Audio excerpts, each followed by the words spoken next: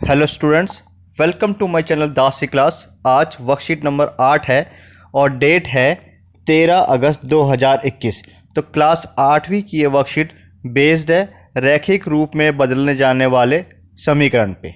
तो देखते हैं इसमें हमें क्या क्या सीखना है। तो इस वर्कशीट में हमें सीखना है रैखिक रूप में बदले जाने वाले समीकरण।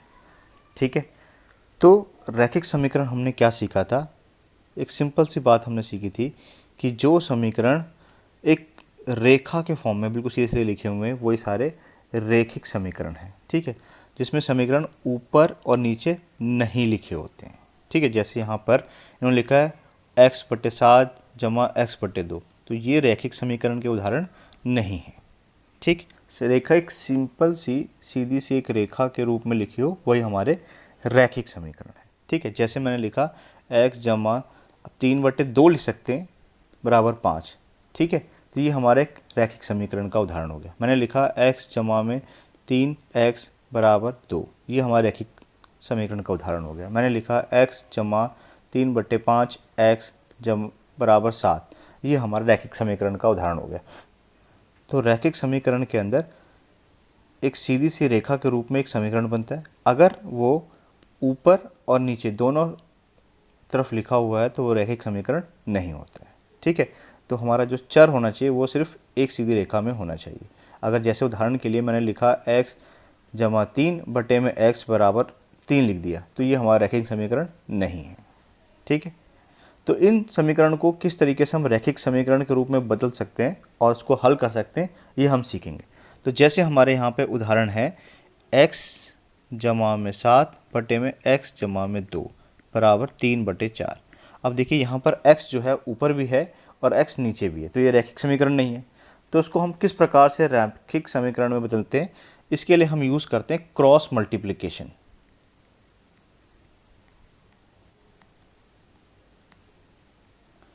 क्रॉस मल्टीप्लिकेशन या जिसको हम बोलते हैं व्रज गुणा। तो क्रॉस मल्टीप्लिकेशन या व्रज गुणा हम कैसे करते हैं? ऊपर वाले नंबर को नीचे से मल्टीप्लाई करते हैं और नीचे वाले नंबर को ऊपर से मल्टीप्लाई करते हैं। देखिए क्रॉस बन गया, इसी क्रॉस को हम क्या बोलते हैं? क्रॉस मल्टीप्लिकेशन कहते हैं। ठीक है, और मल्टीप्लाई तो हम कर ही रहे, गुणा कर ही रहे। तो कैसे करेंगे? सबसे पहले 4 को ऊपर वाले नंबर से गुणा करते हैं और 3 को नीचे वाले नंबर से गुणा करेंगे। तो देखिए अब ब्रैकेट से कैसे हल करते हैं? सबसे पहले 4 को x से गुणा करेंगे तो कितना आ गया? 4x आ गया। फिर 4 को 7 से करेंगे तो 4 7 28 आ गया। 3 को x से करेंगे तो 3x, 3 को 2 से करेंगे तो 6। अब क्या करते थे? अब हम x वाले नंबर एक तरफ और बिना x वाले नंबर एक तरफ, तो 4x को ही लिखते हैं। इधर जमा का 3x है, उल्टे हाथ की तरफ आके क्या हो गया? घटा का 3x हो गया, साइन चेंज हो जाते हैं। इधर 6 पहले से लिखा हुआ है।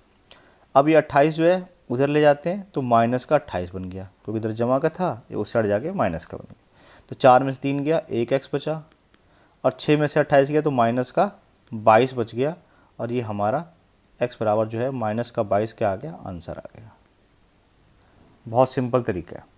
ठीक है, हम चेक भी कर सकते हैं कि जो हमने आंसर निकाला है वो सही निकाला है नहीं निकाला है। कैसे हम चेक करते हैं, जांच कैसे करते हैं? तो देखिए ये हमारा जो है LHS होता है और ये हमारा RHS होता है, लेफ्ट हैंड साइड बायां पक्ष, RHS दायां पक्ष। ठीक है, तो देखिए LHS को हम सॉल्व करते हैं। LHS को लेते हैं लेफ्ट हैंड साइड को, तो जहाँ जहाँ हमारा x लिखा वहाँ पे x के बदले -22 डाल देते हैं। देखिए माइनस का 22/7 और माइनस का 22/2। ठीक है, माइनस का 22 में से 7 गया तो कितना बचा? माइनस का 15 बच गया, और यहाँ पे कितना बचा? माइनस का 20 बच गया। तो देखो माइनस से माइनस कट गया, 5 चौके 20 और 5 तिया 15, 3/4 आ गया। और सीधे हाथ की तरफ क्या है? यहाँ भी 3/4 है ना। RHS में है 3/4, दोनों बराबर आ गए। अगर दोनों बराबर आ गए इसका मतलब हमारा उत्तर क्या है?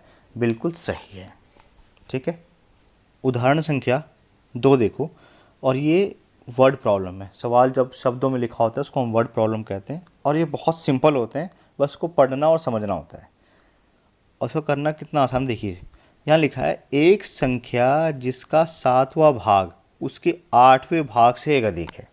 ठीक है, तो वो संख्या ज्ञात कीजिए। तो हमें तो संख्या नहीं पता। तो सबसे पहले क्या करिए, संख्या को कुछ भी मान लीजिए, एक्स वाई जेड जो आपकी इच्छा लगे। तो माना संख्या बराबर एक्स, एक्स सेलेक्ट कर लिया, एक्स मान लिया, ठीक है। अब देखिए सवाल में जैसे जैसे लिखा है वैसे वैसे करना है। लिखा है एक संख्या जिसका 7वां भाग, तो मैंने संख्या का 7वां भाग ले लिया, ठीक है।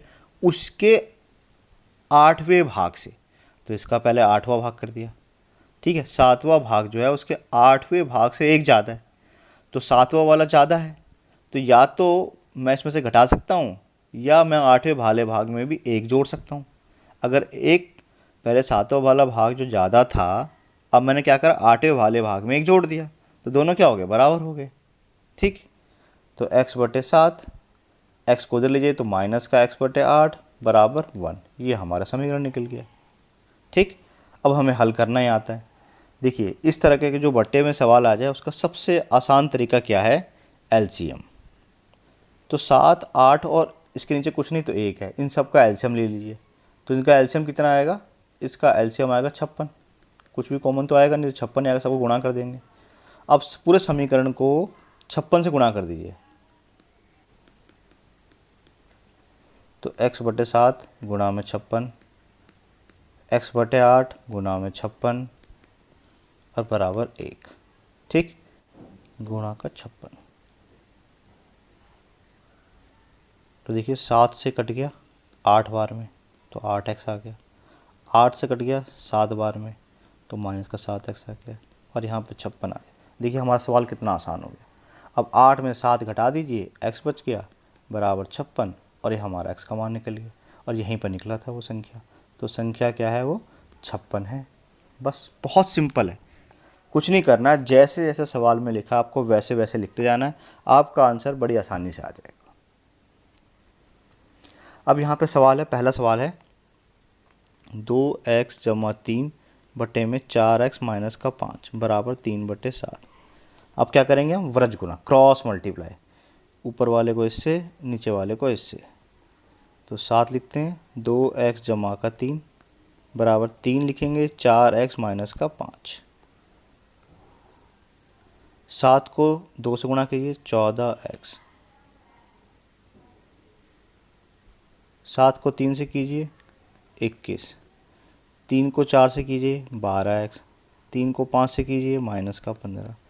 x वाले एक तरफ, इधर ले आते हैं, 12x माइनस का हो गया, यहाँ पहले से लिखा 15 और प्लस का 21, उस साइड जाके माइनस का 21 हो गया।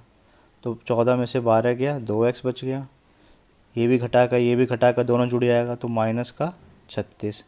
तो x का मान कितना आ गया, माइनस का 36 बटे में 2, यानी कि माइनस का 18। तो x का मान आ गया माइनस का 18। सवाल नंबर 2 है 5x घट -4 बटे में 3x प्लस का 7 इक्वल टू 1/2। क्रॉस मल्टीप्लाई करते हैं, 5x माइनस 4, 1 से करेंगे 3x प्लस का 7, 2 को 5 से करेंगे तो कितना आ गया 10x, 2 को 4 से करेंगे तो माइनस का 8, 1 को 3 से करेंगे तो 3x ही आएगा, 1 को 7 से करेंगे तो 7 आएगा। अब x वाले एक तरफ, 7 ही रहने देते, माइनस का 8 उस साइड जाके प्लस का 8 हो गया, तो 10 में से 3 गया 7x, और 7 और 8 15। तो x का मान कितना आ गया 15 बटे में 7, ये हमारा आंसर आ गया। क्वेश्चन नंबर 3 है y/y + 3 इक्वल टू 7 बटे में 8। फिर से क्रॉस मल्टीप्लाई, 8 को y से गुणा करेंगे, 7 को करेंगे y जमा 3 से, तो ये तो 8y हो गया। 7 को y से करेंगे तो 7y, 7 को 3 से करेंगे तो 21। y वाले सारे एक तरफ और नंबर वाले एक तरफ, तो 8 में 7 गया, 1y बचा बराबर 21, और ये हमारा आंसर आ गया। बहुत सिंपल क्वेश्चन है। क्वेश्चन नंबर 4 है z + 4 अपॉन में z इक्वल टू 5। कुछ नहीं तो इसके नीचे 1 लगा देंगे। अब 1 से मल्टीप्लाई करेंगे z + 4 को, और 5 से करेंगे z से। 1 से मल्टीप्लाई करने में तो वही आता है, तो 1 से z को करेंगे तो z आ गया, 1 से 4 को करेंगे तो 4 आ गया, 5 को z से करेंगे तो 5z आ गया, ठीक है। 4 को ही रहने देते, जेड को उस साइड ले जाते हैं, 5z हो गया।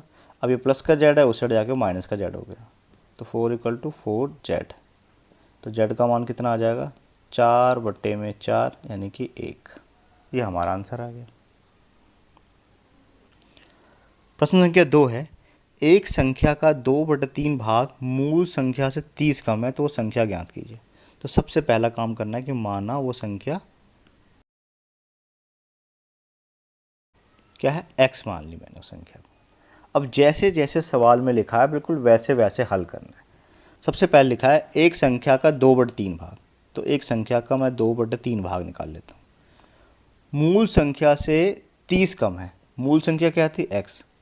अब ये 2/3 भाग कितना है, 30 कम है, तो मैं क्या करता हूँ, या तो मूल संख्या में से 30 घटा देता हूँ तो भी मेरा आंसर आ जाएगा, ठीक है, या फिर मैं इसी में 30 जोड़ देता हूँ तो भी मेरा आंसर आ जाएगा। भाई मूल संख्या से 30 कम थी तो मैंने 30 जोड़ दिए, दोनों बराबर हो गए। तो मैं इसको हल कर देता हूँ। अब ये हो जाएगा 2x/3 30 बराबर x। 30 को रहने देता हूँ, x को उस साइड ले जाता हूँ, तो ये माइनस का हो गया, ठीक। अब हम क्या कर सकते हैं, एलसीएम लेके सॉल्व कर सकते हैं। तो यहाँ पे एलसीएम ले लिया मैंने, क्या आ गया, 3x माइनस का 2x, तो 30 इक्वल टू आ गया x/3। कुछ नहीं तो क्रॉस मल्टीप्लाई कर दीजिए, 30 को 3 से करेंगे तो 90 हो गया, और 1 को x से करेंगे तो x ही आ गया। तो हमें पता लग गया वो संख्या कितनी है, 30 है। तो ये हमारा तो ये हमारा आंसर आ गया। अब चाहो तो इसको चेक भी कर सकते हो मैंने सही करा है या नहीं करा है, ठीक है। कैसे, हमने वो संख्या निकाली है 90। अब सवाल में लिखा था उस संख्या का 2/3 भाग, इसका 2/3 भाग निकालते हैं। तो 30 दिया 90 और 30 दूनी 60 हो गया। मूल संख्या 30 कम है, तो देखिए 90 से 30 कम है या नहीं है, बिल्कुल कम है, ठीक है। तो ये हमारा आंसर बिल्कुल सही है 90। तो इस तरीके से हमने आंसर निकाल दिया। ये बहुत सिंपल क्वेश्चन होते हैं, बस जैसे जैसे सवाल में लिखा है वैसे वैसे करना है।